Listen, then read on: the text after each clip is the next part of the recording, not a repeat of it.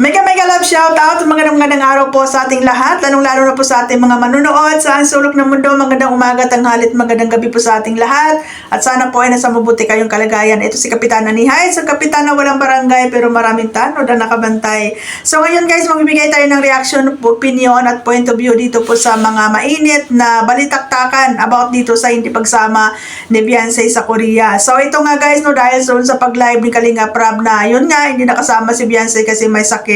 Ang dami pong mga bashing na nangyayari doon at ang daming mga masasakit na salita po yung bitawan ng mga iba't ibang mga supporters. Meron nagsabi na umalis na din kayo sa pabahay ni Kalinga Prab kung may hiya kayo.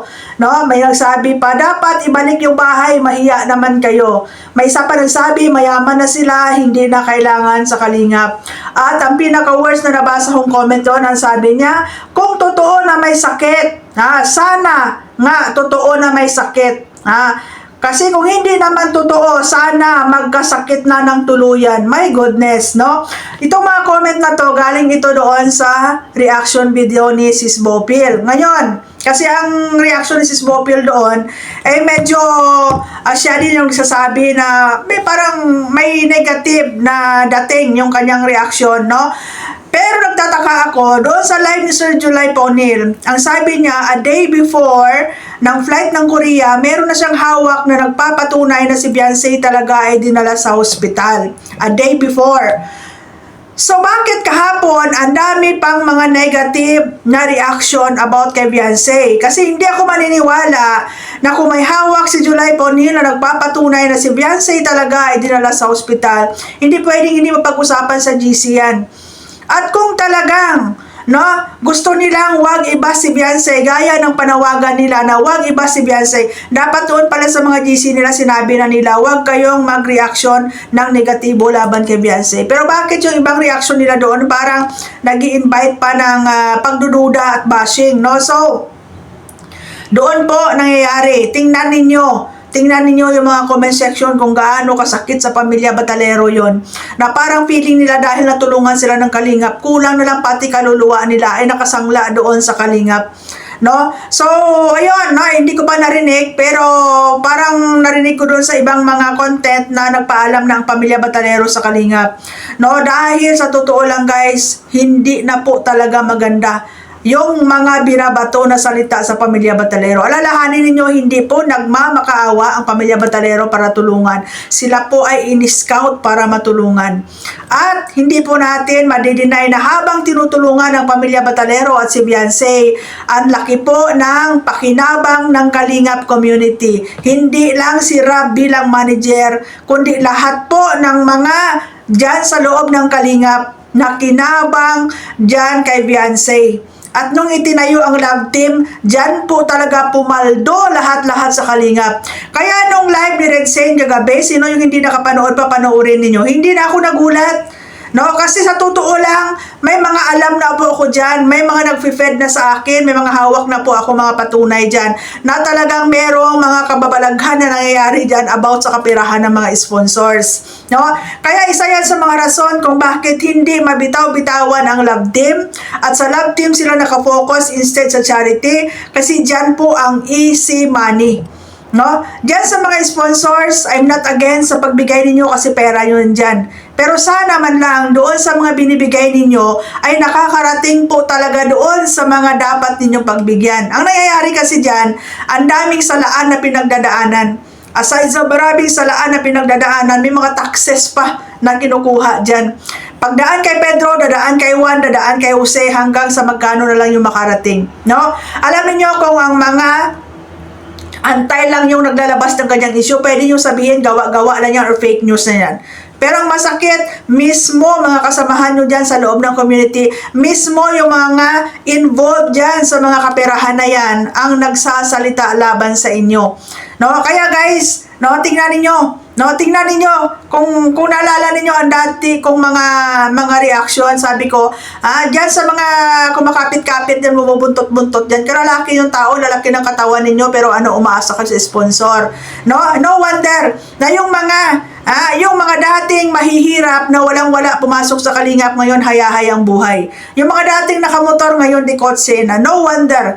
Kasi hindi lang po hundreds or thousands sa pinag-uusapan dyan sa kapirahan sa fandom, kundi millions. No, millions guys. Kaya sabi ko sa inyo, huwag niyong iti-trigger ang Team Guapa dahil marami pa pong lalabas niya na hindi ka nais-nais. Mantakin niyo pa din sa pabahay. Kaya nagtaka nga ako noon pinaayos yung kwarto ni Beyonce. Bakit hindi man na pinaayos agad yung mga lababo, kung ano pa doon? Total may budget na, saan napunta? No? So, marami pa kayong aabangan guys, no? Sige, i-trigger nyo pa. Baka dumating yung time na magdesisyon ng Pamilya Batalero na iwanan yung bahay na yan at ibalik sa Kalingap. Malaking kahihiyan nyo yan. Alalahanin nyo, ang Pamilya Batalero sanay sa hirap yan. No, bumalik man sila sa hirap, alam na nila kung paano mamuhay bilang mahihirap. No? At sa sitwasyon ngayon, hindi na yan sila babalik sa hirap. Kasi ibalik man nila sa Kalingap yung bahay na yan, no? O umalis man sila sa Kalingap, may mga sponsors pa din na sasama at susuporta sa kanila, no? Kaya huwag niyong sumbatan utang na loob, walang katapusang utang na loob na feeling niyo pati kaluluwa ng mga Pamilya Batalero nakasangla sa Kalingap. Kasi habang tinutulungan niyo ang Pamilya Batalero, paldo-paldo kayo sa buong community. Kaya nga sabi ko mag-isa lang si Beyonce, no, na tinutulungan ninyo, pero buong community, ginagatasan si Beyonce, pinapakinabangan si Beyonce. Kung tutuusin, mas malaki ang pakinabang nyo kay Beyonce compare sa napakinabangan ni Beyonce. Kaya sige, trigger nyo pa yung Pamilya Batalero. Masakit sa loob nyo na hindi nakasama si Beyonce sa Korea kasi nag-i-expect kayo na magkaroon ng episode 100. Kasi doon sa mga previous live ni Kalinga Prab, nagpapapaasa siya sa inyo na meron pang teleserye na magaganap. At kaya hindi niya maibalik sa scouter si Beyonce kasi may teleserye pa. Pag binalik niya, mawawala na yung teleserye. Pero imagine, kung kayo mga nanay at may anak kayong babae, maaatim niyo pa ba na sumama doon? Na andoon yung lalaki na naggawa ng hindi maganda kay Beyonce. Ngayon, pinaparis-paris ni Kalinga Prab si Rachel dito kay Edo. Kung ako kay Rachel, papayag ba ako na magkipag-love team kay Edo? Kung saan meron siyang issue dito kay Beyonce? At abangan nyo, huwag nyo i-trigger si Erica. Baka magsalita din si Erica kung bakit natigil ang Edrica. No? Kaya huwag puro kilig guys, magpakatotoo kayo. Diyan sa mga reaktor ng Kalingap, magpakatotoo din kayo. Alam ko may alam kayo dyan, no? Kaya huwag tayong dito, huwag tayong pera-pera lang. No, huwag tayong pera-pera lang, no? Dito pa lang lumalabas na kung gaano kadaming pera ang pumapasok diyan sa fandom. Gamit ang mga beneficiary, ang mga angels, pero hindi napupunta lahat sa mga angels at beneficiary. May mga project na hindi na nagagawa. Okay?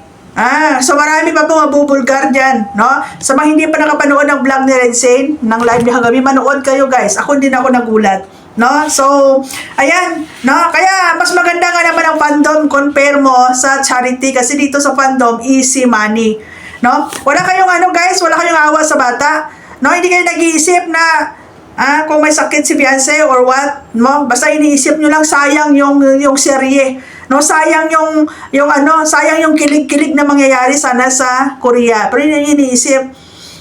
Hindi iniisip kung ano nangyari dito sa kay Beyonce. 'Di ba? Sabi ko nga sa inyo, may sakit man si Beyonce or wala, kung ako ang nanay niya, hindi ko talaga pasasamahin sa Korea. Hindi ko talaga bibigyan ng chance na magkasama pa ulit sila ni Edo. May nangyari na nga nung una, hayaan ko pa ba na may mangyari pa sa susunod? Kasi kung kaya niyang gawin niya noon, at kayang idaan sa magandang usapan lang, ay magagawa niya ulit yan. Di ba? Lalo na, sasama si Beyonce, mag-isa siya doon. Puro pamilya ni Edo yung nandoon. Buti sana kung kasama niya tatay niya. Di ba? Hindi. Anong gagawin ni Beyonce doon? Tapos pag-uwi dito sa Pilipinas, pag-usapan na lang. Maging matalino kayo guys sa mga viewers, no? Itong komento na to, konti lang to, pero tingnan nyo yung mga komento dyan sa mga content ng mga Kalingap reactors. Tingnan niyo kung gaano kasakit. Sabi nila, bakit nabas din naman si Rab? Dapat lang. Bakit? Si Rab? Entitled, exempted sa bashing? Kung nabas si Rab, okay lang. Di ba? Natural lang yan. Pero yung sabihin na si Rab nga, nabas din si Beyonce, ayaw niyo mabas. So, yan lang guys, no? Abangan natin, no? Taka talaga ako, sabi ni July Poniel, before ng Travel Korea, may hawak na ako nito. Bakit hindi mo sinabihan yung mga kasamahan, yung mga reactor dyan? Huwag na kayong mag-react ng negatibo. Kasi talagang totoong na hospital si Beyonce, no? Kaso lang, tingnan niyo yung mga reaction niyo. Dinumog talaga ng basing si Beyonce diyan. Di ba? So, ibig sabihin, content lang talaga. No, wala kayong pakialam kung madurog man yung beneficiary nyo dyan o kung sino man dyan. Ano sabi ni Erica? Sinira nyo na nga yung sinira nyo na nga yung pagkatao niya dyan. Durugin ka lang yan sa Kalingap. Durugin ka talaga yan pag hindi ka talaga ayon. No? So, yan, abangan natin guys, no? Ay, nako, Beyonce. Ito yung kapalit. Ito yung kapalit ng pagtulong sa iyo, no? Nakulang na lang pati kaluluwa mo kunin sa iyo. Napakasakit, Kuya Eddie. Sabi ko sa inyo, masarap mamuhay kahit mahirap lang. Kung tahimik. Kasi ganito, maganda nga buhay mo, masarap makinakain mo, ay kulang na lang. Pati kaluluwa mo ay tanggalin sa katawan mo, no? Ay, grabe. So, yan, no? Grabe pala yung pera dyan, no? Sa fandom, no? Sa Kalingap, no? Hindi lang 100,000 millions. Kaya naman, ang daming sip-sip dyan. Ang daming mga linta dyan, kapit ng kapit. Kasi easy money sa Kalingap. No, easy money, kawawang mga sponsors, no? Pag tumulong kayo, direct yun na lang yung tulong ninyo sa mga tinutulungan ninyo. Diyan, okay pa ako dyan. Kahit magbigay kayo ng milyon sa mga tinutulungan ninyo kasi pera nyo naman yan. Pero kung direct sa tinutulungan nyo, mas maganda yan. Kasi idaan nyo kay Pedro, sasalain ni Juan, sasalain ni Jose. Pagdating doon sa beneficiary na gusto nyong bigyan, ay, 1/3 na lang yung natira. Kawawa naman. No, ang credit sa kanila, no? Bukod sa ang credit sa kanila, kumikita pa sila dito sa mga beneficiary. Tapos yung para sa beneficiary nawawala pa. Aragoy. So abangan nyo guys sa aking live streaming. Pag may time ako mag-live ako. For now, reaction lang muna tayo guys. Ang dami yung gustong sabihin guys. Iba talaga pag nasa live, no? Kaysa dito, limited ang oras. No? So maraming salamat and kita-kits tayo sa live ko guys. Ingat!